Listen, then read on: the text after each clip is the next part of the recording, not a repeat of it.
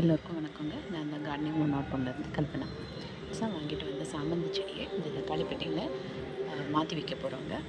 இதில் லேயராக கொக்கோபீட் போட்டுட்டு நெக்ஸ்ட்டு வந்து இந்த லாஸ்ட் மந்த் ரெடி பண்ண கம்போஸ்ட்டு இது வந்து முக்கால்வாசி டிகம்போஸ் ஆகிடுச்சு. அதையும் கொக்கோபீட்டில் கலந்து அதுக்கு மேலே மண் கலவையோடு நம்ம வீட்டில் செஞ்சு வச்சுருந்த கம்போஸ்ட்டு, டீத்தூள் வேஸ்ட்டு, அதுக்கப்புறம் இந்த ஆனியன் பீல்ஸு இதெல்லாம் சேர்ந்து மேலே ஒரு லேயராக மண் கலவையை போட்டுட்டு இந்த செடியை நட்டு வைக்க போகிறோங்க.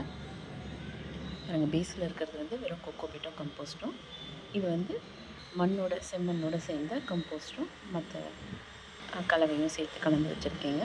இதாங்க இந்த செவந்திப்பூ, சாமந்திப்பூ உள்ளே வச்சுட்டு இப்போ இந்த கலந்து வச்சுருக்கிறதையும் சேர்த்து மேலே போட்டுருங்க.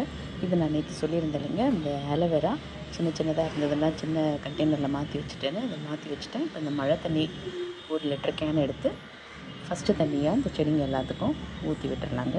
பாருங்கள், இது தாங்க ரொம்ப ஹெல்த்தியான வாட்டரு, நேச்சுரல் வாட்டர். இதை தான் நம்ம ஸ்டோர் பண்ணி வச்சுருந்தோம். இப்போ இந்த செடியை மாற்றி வைக்கும்போது யூஸ் பண்ணால் அது ரூட்டை நல்லா பிடிச்சி ஸ்ட்ராங்காக வளர்கிறதுக்கு ரொம்ப ஹெல்ப்ஃபுல்லாக இருக்கும். இந்த மழை தண்ணி எல்லாத்தையுமே மாற்றி வச்சாச்சு. இந்த சின்ன சின்ன ஆலோவேராவையும் அழகாக சின்ன சின்ன தொட்டியில் மாற்றி வச்சுருக்கேன்.